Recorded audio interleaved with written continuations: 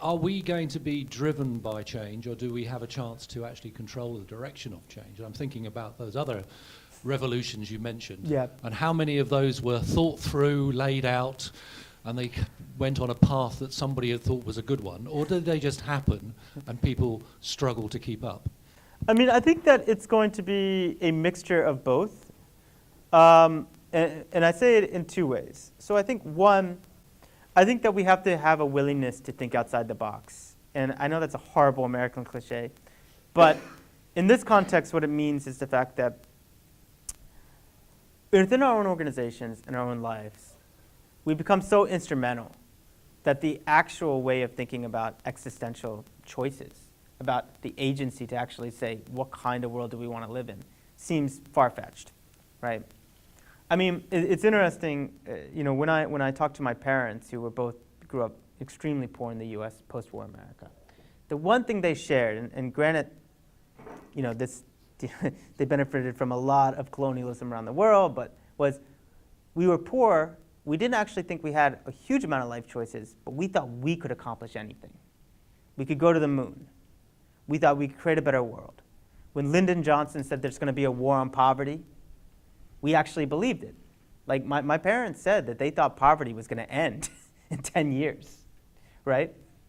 For people of that generation, they had already seen a society that was struggling from the Great Depression to all of a sudden people owning houses, to all of a sudden people living in suburbs. They saw a society that was racked by racial apartheid, and that's what it was, in 10 years, radically transform itself. I don't think we necessarily feel that today. I feel that we feel the other side, that we think, well, maybe I can make myself more employable, I can make myself more marketable, I can maybe get a different job. But if you actually say, would you rather live in a society that's more utopian or dystopian, they say, I have no control over that, right?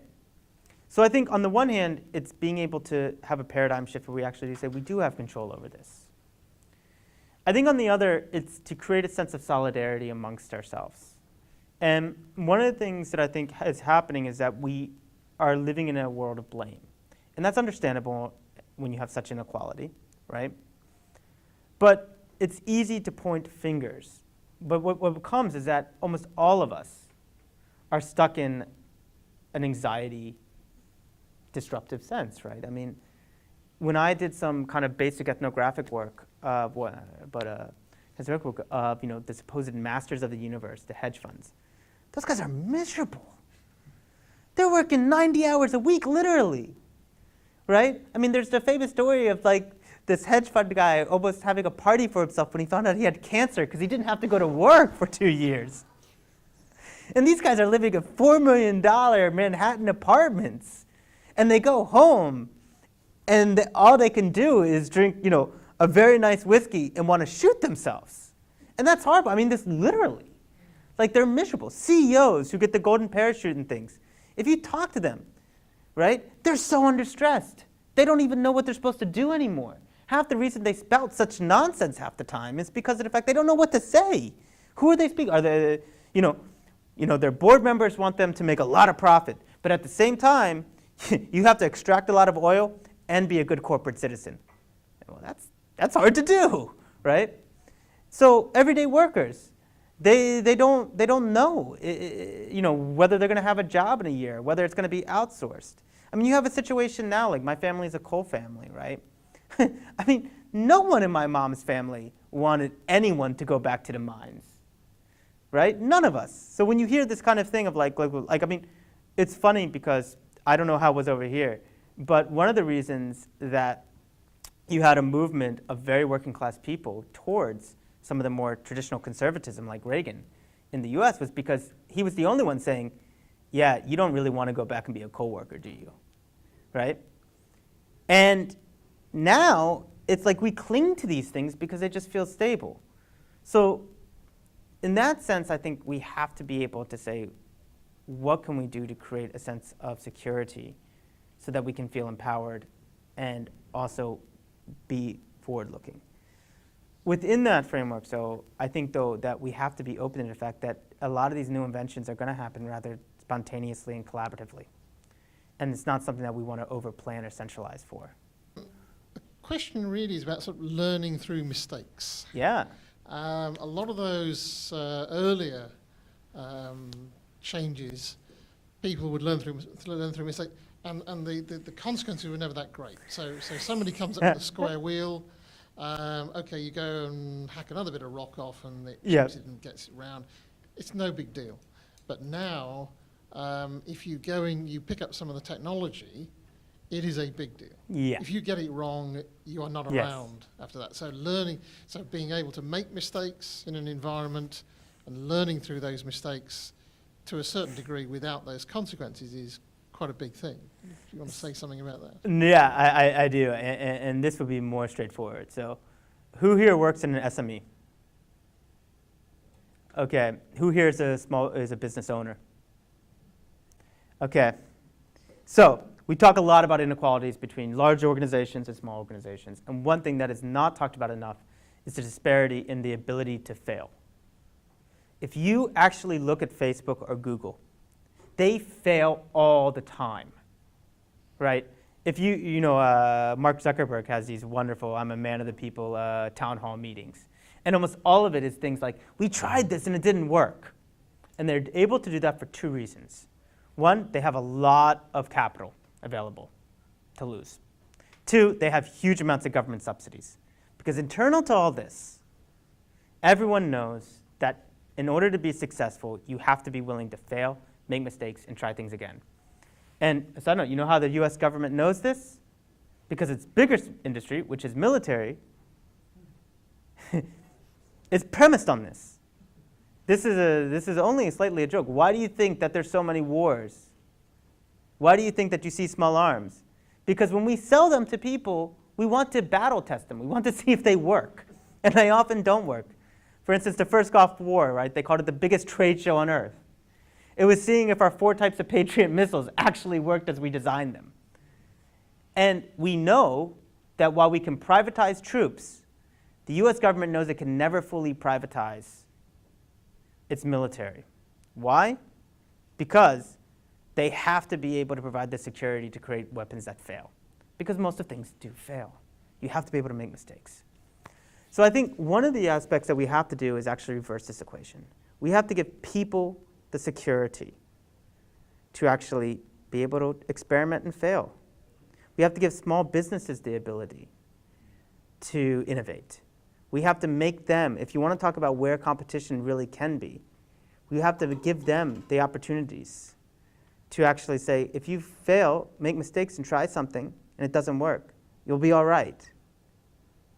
And we don't have that now. So what we have now is that everyday people in smaller organizations, they don't have the ability to make mistakes, right? One of the aspects that I think is interesting is looking at how corporations have changed themselves. So people haven't studied this enough, mostly because it sounds boring, but project management for me is really interesting. If you look at IBM, so IBM is kind of seen as the kind of place of the blue tie, staid conformity, right?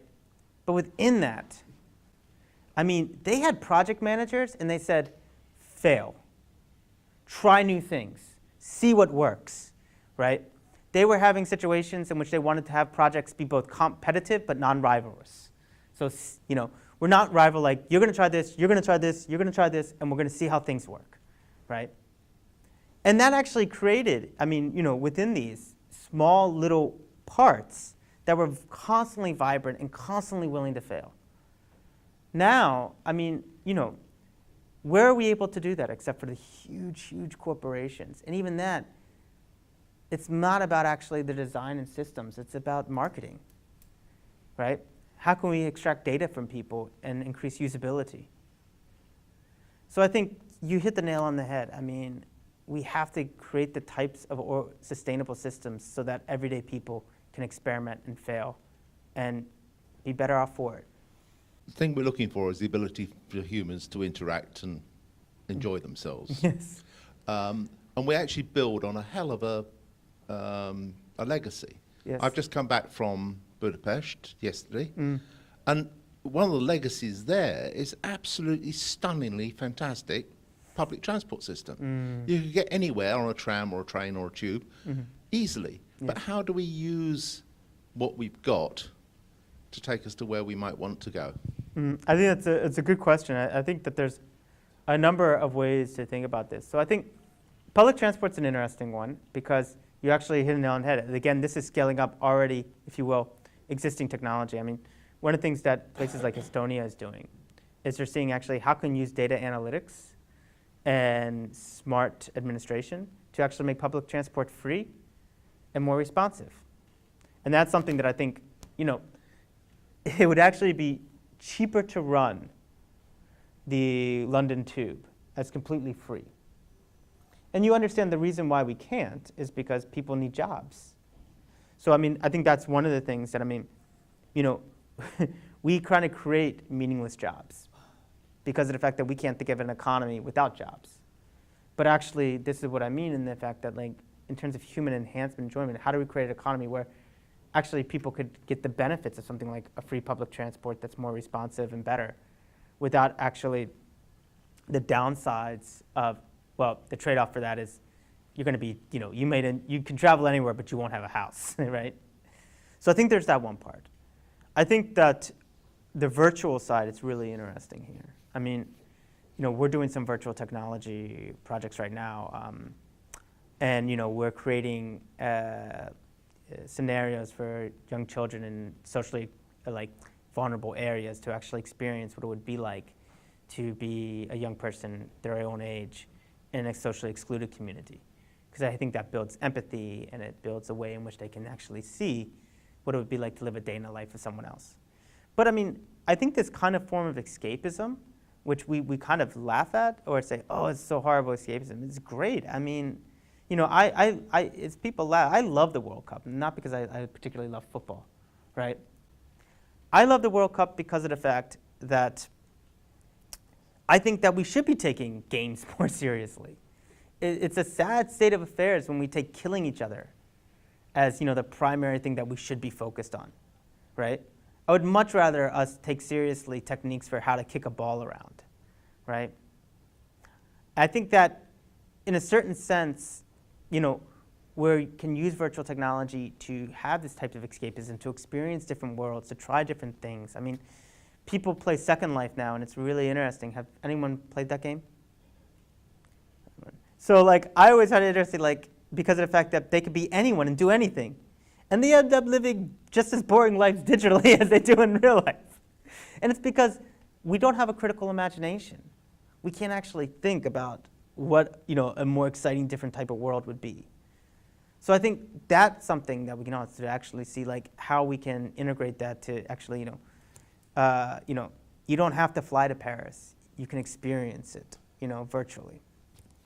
I think the third thing is really the interconnectivity, right? And I love Budapest as well because it has a fantastic cafe culture.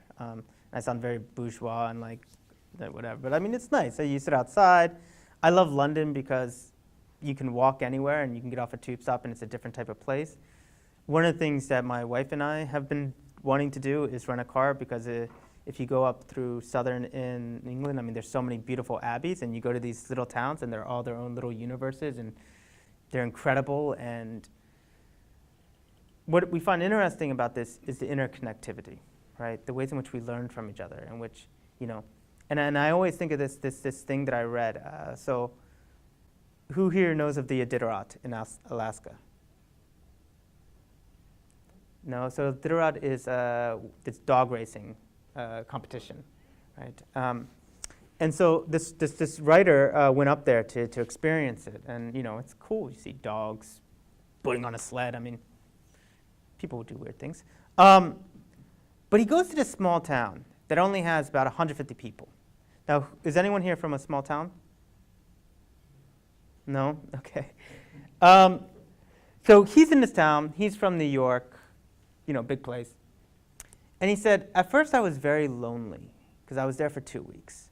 And then he said, then I realized that because there was only 150 people, I actually stopped to look at them. And I realized how complex and deep every single person is. And the culture of anonymity started ending And I started saying that in this room, all of us are our own universes. And I began to appreciate that because there was only 150 of us. And I think one of the things that's happening in the digital age is the fact that we become strangers to each other even as we become more connected.